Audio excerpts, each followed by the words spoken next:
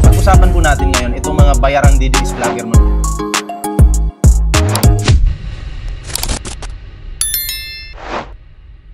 Okay, ngayon mga pre, bigyan po natin ng reaksyon itong about naman po kay Pebbles. Bago po ito okay? Marijuana boy pala yan si Duterte. Ngayon yun lang nalaman. Tagal ko nang inuulit-ulit yan dito sa channel ko eh. Ngayon yun lang nalaman. Tuloy natin to. Trending ngayon yung yung sinabi. Wait lang. Okay, tuloy. Trending ngayon yung yung sinabi ni Amy Marcos tungkol kay PBBM about drugs. Lumabas pa naman ako niyan sa Tricom. Dininis ko yan. Sinabi ko na AI yung video. Panoorin kaya natin. Tingnan natin. Yung gabi na yun, kung ano man ang pinag-usapan nyo doon, specifically yung... may nag-comment dito, sabi ni Melinda Rayon. Ito ano muna natin. Sabi niya, mag-resign na lang si BBM, sir, kawawa naman bansa natin. Wala naman kaming pakialam kung kawawa ka, okay? Kung kawawa ka man, Melinda Rayon, pati buong pamilya mo, wala naman kaming pakialam. Kasi dito sa Pilipinas, okay naman kami. Wala naman kaming problema. Ang bansa, okay naman. Ngayon, kung ikaw yung kawawa dyan at wala kang makain, wala kang nakatira ka lang sa ilalim ng tulay, wala kaming pakialam. Okay? Out na kami dyan. Kung hampas lupa ka man, wala kaming pakialam dyan. Diba? Mag-resign para di na makulong ng sindikato sa gobyerno. Kaya, alam nyo, kahit pa umiyak kayo ng dugo, hindi nyo mapaparesign si Pangulong Bongbong Marcos. Diba? Kung sasabihin mong naawa ka sa bansa natin, mas maawa ka muna sa sarili mo. Baka wala kang kinakain ngayon. Bago yung bansa, siguro, maawa ka muna sa sarili mo. Baka, malay mo, kung titi lang yung kinakain mo, mahirap yun. Diba? Kung titi lang yung kinakain mo, hindi ka mabubusog niyan. Diba? Pag nagpa-drug test ang mga Marcos, dapat pati mga vlogger ng Marcos magpa-drug test din. Ang tagal ko na naghamon Oo, pero wala naman pumalag. Hanggang comment lang naman kayo, di ba? Pero, kahit anong utos nyo sa presidente, hindi nyo mapipilit yan. Dahil si PBBM, bago maging presidente yan, nagpa-drug test na yan. And then sa kalagitnaan ng pagiging presidente niya, nagpa-drug test na naman siya. Hindi nakadalawa na. Diba? Tuloy natin to. Posted photo na... Sa hindi pa nakapag-like, share, subscribe dyan mag-subscribe na po kayo. Anyway, hindi na natin papanoorin itong kay Pebbles na dyan sa, ang tawag dyan, sa camera. Direct na tayo dun sa kanyang, sa kanyang sinasabi. Okay. Saan na ba?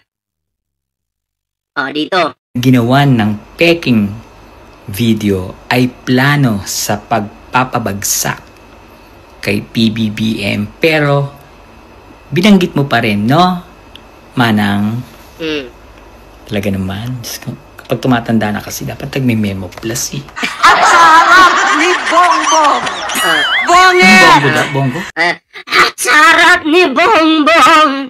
Parang wala nang hangin to si Amy Amy, dapat siguro bago ka nagsalita sa stage, nag-take ka muna ng gamot. Kasi mukhang kinakabahan ako sa kalagayan mo, mukhang hinihingal ka na. Magtatatlong taon na tayong hindi nagkakausap. It's Sarah. Sorry. Anong 3 taon na kayo hindi nakikita at hindi nag-uusap? Sinungaling, di ba? 3 taon na daw na hindi sila nagkikita at hindi nag-uusap. Pero noong kampanya, kasama siya ni PBBM. Nung last, nakaraang taon lang, di ba? Di ba? Nung nakaraang taon lang. Tapos sasabihin mo 3 taon, mga talong na, didilis, na uuto, di ba? Ako'y naiwagaan dito kay Amy. Totoong sinungaling talaga. Di ba dumikit na nga kay PBBM? Nung dumikit ka, nagkita kayo.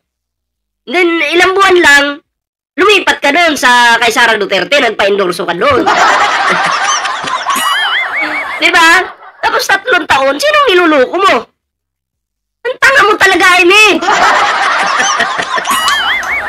Sira ka talaga. Eh ano to?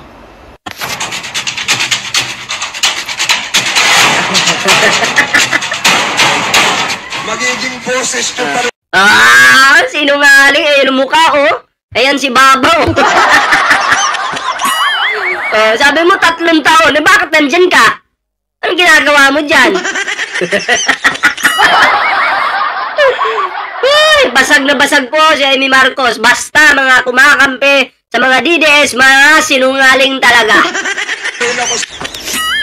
Oh, anong tawag mo dyan? Sa kakailan niya nangyari? Eh, alyansa yan. May script na nga siya dun eh. May script na nga po siya dun. Nagkamali pa? May script ka na nga, nagkamali ka pa. Oh. Diba? Nagkikita kayo dyan. Nagkakausap kayo. Nakikita ko pa nga kayo nag-uusap eh. Ikaw pala kahit kailan. Hoy. Alam mo kasi yung mali sa'yo eh. Yung nagbabasa ka ng script. Ayan, napansin din pala ni Pebbles, ano? Pakinggan pa natin yung iba niyang mga scripted kineso na mango cheese flavor. Charot. Bongbong, nag-aalala sa'yo si Manang. Tuwing nakikita kita sa TV, gusto kitang puntahan. Ang daming drama ha. Eh, bakit di mo puntahan kapag Oo nga, ba't di mo puntahan? nakikita mo sa TV? Di puntahan mo. Simple lang naman, diba? Puntahan mo. Madali lang naman. Every time na makikita mo sa TV, puntahan mo. Eh, ang pinupuntahan mo, si Sara Duterte eh. Hindi mo naman problema, Mana. Napakalaki ng pinagbago mo. Itsura, pagsasalita. Napakalaki ng pinagbago. Sa itsura pa lang talaga. Grabe. Pati sa pagsasalita, parang hinihingal. Diba? Oo, yan po yung problema natin ngayon. Diba? Taga Ilocos Norte ako, Solid Marcos kami, pero niluluwa namin si Amy. Huwag yun namang iluwa, kawawa naman, ha? Ballpoint, live ba to? Natutuwa ako sa'yo. Live po ito, live po. Ito po ay live, okay? Pa-shoutout idol, kay Ronald Erhas. Shoutout po sa'yo. Nagbago talaga yung mukha.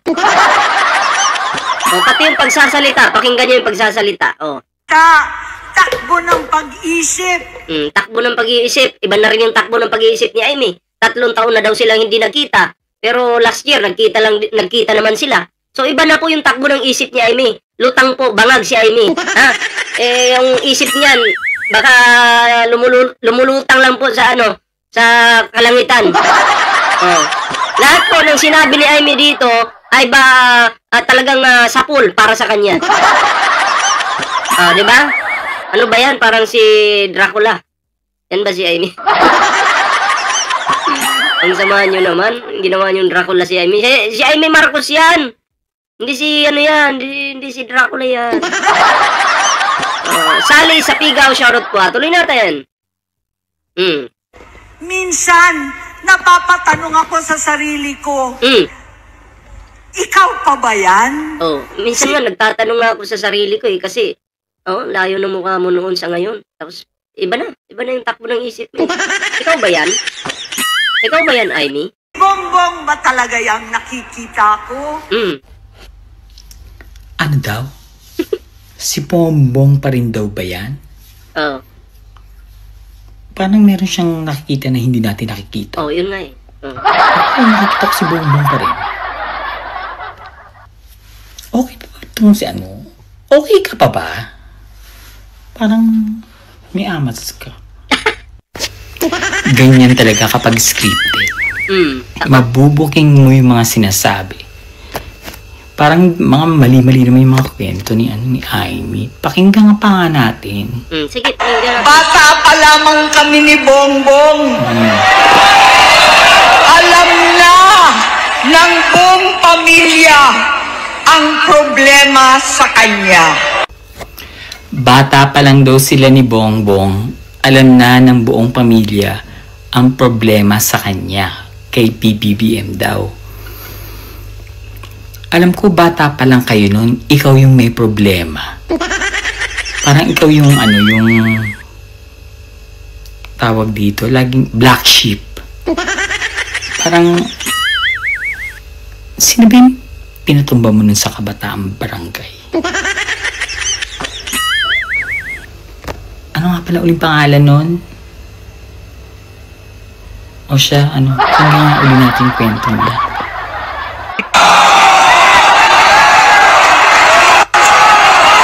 Sa totoo lang, mababasa naman ng lahat ang mga testimonya ng aking ama patungkol sa kanyang ugali at gawain.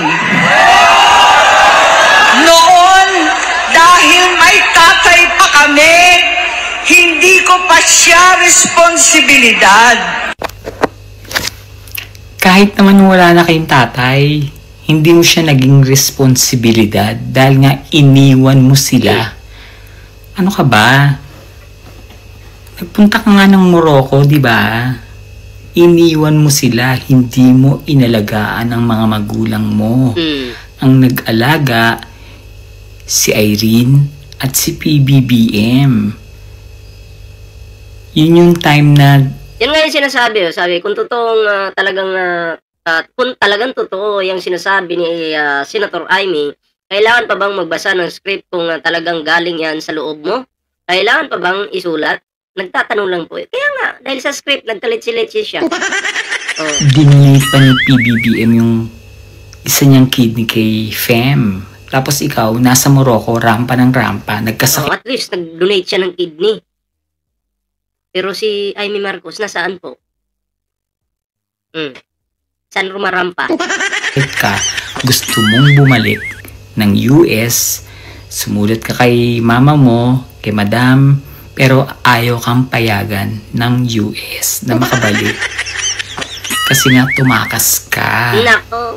Ikaw yung pasaway. Nako. Yung pagiging pasaway ni Amy, pinapasa po kay PBBM. Totoo yun. Mahilig sa skandal yan. Sino pong mahilig sa skandal?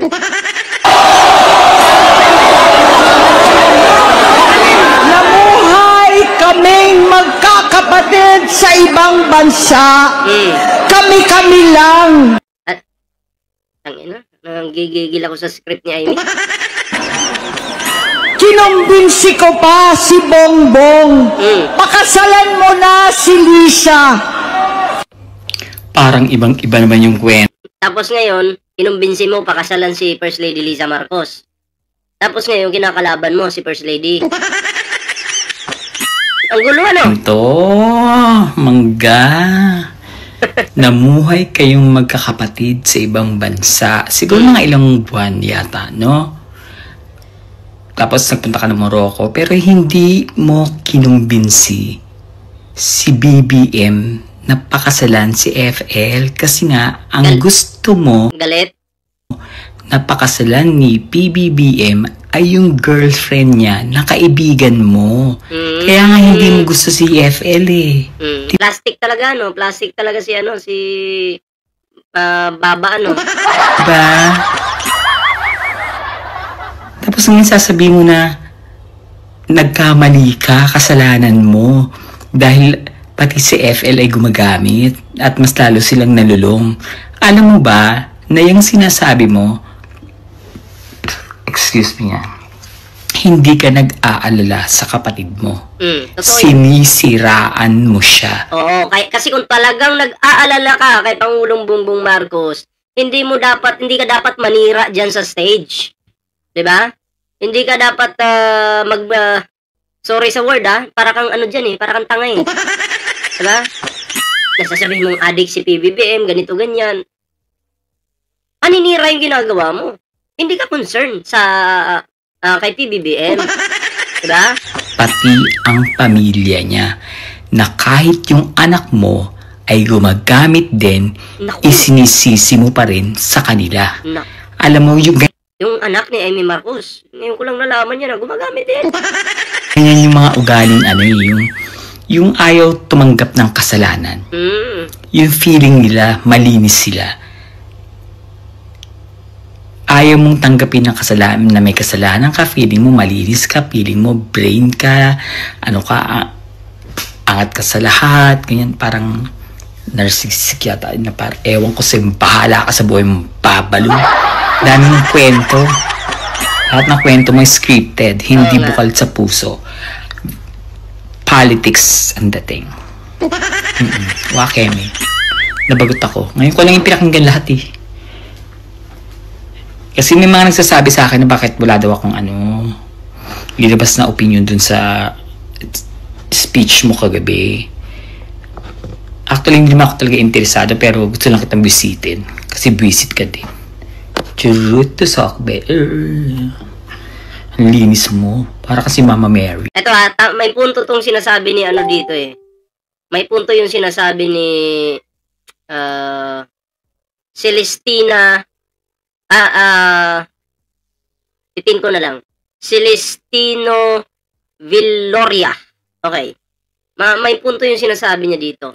Ang sabi niya dito, ang pag-donate ng kidney ay mahigpit ang screening. Hindi pwede pag nag-drugs ang donor. Oo, tama po yan. Pag ikaw ay lulong ka sa drugs, okay? Siyempre, umiikot yan sa buong katawan mo, sa kalamanan mo, yung tama niyan, di ba? So, hindi mo pwedeng i-donate yung kidney. Bawal yun. Di ba? So, bakit ngayon si PBBM nakapag-donate? Tapos ngayon, sasabihin yung addict. Okay? Babasagin ko na agad kayo. Baka sabihin nyo, hindi, ganito kasi yan. Malay mo noon, hindi pa nagda-drug si PBBM. Nung nag-donate na, tsaka pa nag-drugs. Ito din yung pambasag ko dyan. Alam mo, kung iisa na lang yung kidney mo, bawal ka ng manigarilyo, mag-alak, mag-drugs. Bawal na kasi iisa na lang. Ngayon, bakit yung sasabing addict yung Pangulo? Wala kayo lusot dito. Sira kayo dito. Basag na basag kayo dito. Ha? Mas malinis ka pa kay Mama Mary. Ang puti-puti mo na. Pa-Casper ka na. Ang puti-puti na nga nyo. Diba? Malapit ka na maging kaluluwa. Ang pangit mong man-trash talk, Peebles. Malapit ka na maging kaluluwa. Ay, naku po. Anyway, next topic po tayo mga pre. Anong reaction nyo dito sa video ito? Comment down below. And huwag kalimutan mag-like, share, and subscribe. Ayan like, share, and subscribe lang mga pre. And syempre may TikTok, Facebook po tayo. Ayan pwede nyo pong supportahan yan, i-follow ang ating mga social media accounts. So ayan, ito na.